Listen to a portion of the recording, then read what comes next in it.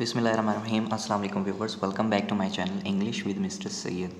और आज का जो हमारा टॉपिक है वो है फ्यूचर कंटिन्यूअस टेंस के इंट्रोगेटिव सेंटेंसेस कैसे बनाए जाएं। तो चलें स्टार्ट करते हैं। अब देखें, उर्दू अलामत तो चेंज होने नहीं वाली। लास्ट वीडियो में मैंने आपको बताया था कि चाहे असर्टिव हैं, चाहे नेगेटिव हैं, इंट्रोगेटिव हैं, तो इनकी उर्दू अलामत सेम ही रहेगी।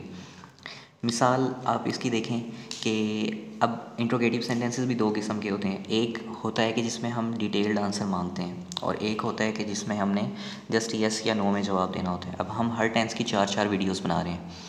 इंट्रोगेटिव सेंटेंसेस पे दो वीडियोस बनाई जा रही हैं। एक ऐसे इंट्रोगेटिव सेंटेंसेस जिसमें येस और नो का आंसर मांगा जाए, और एक ऐसे इंट्रोगेटिव सेंटेंसेस जिसमें डिटेल्ड आंसर मांगा जाए। ठीक है, तो चलें अब देखते हैं कि उर्दू अलामत तो वही होगी, रहा होगा, रही होगी, रहे होंगे, रहा होगा, या फिर रही होंगी वगैरह।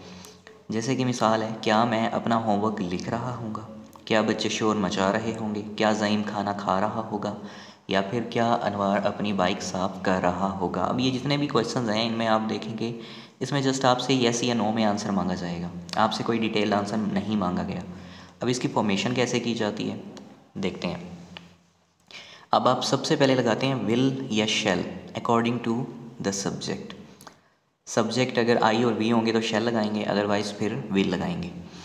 अब देखें, विल या शैल आप सबसे पहले पुट करेंगे, उसके बाद आप लगाते हैं सब्जेक्ट, और सब्जेक्ट के साथ आप बी लगाते हैं या फिर नॉट बी लगाते हैं। मतलब कि अगर इंट्रोगेटिव है और सिंपल है तो उसमें आप विल और सब्जेक्ट और फिर बी, विल या शैल फिर सब्जेक्ट और बी। या फिर इंट्रोगेटिव भी है और नेगेटिव भी है तो फिर आप विल या शैल पहले लगाते हैं, फिर सब्जेक्ट लगाते हैं, और सब्जेक्ट के साथ आप नॉट बी लगाते हैं अगर नेगेटिव भी है। उसके बाद आप वर्ब लगाते हैं, वर्ब के साथ आईएनजी या फिर इसको प्रेजेंट पार्टिसिपल फॉर्म भी कहा जाता है, और एंड पे आप ऑब्जेक्ट लगाते हैं।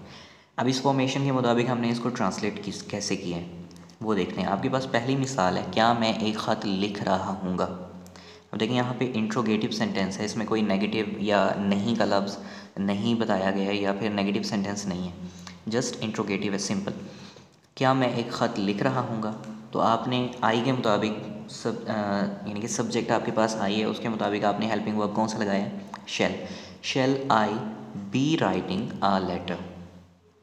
इसी तरीके से, क्या मोची जूते मुरम्मत कर रहा होगा, will the cobbler be mending the shoes. और आपके पास आखिरी मिसाल है, क्या वो खेल के मैदान में फ़ुटबॉल नहीं खेल रहे होंगे। अब देखें, ये इंट्रोगेटिव भी है और इसमें नहीं का लफ्ज़ भी है।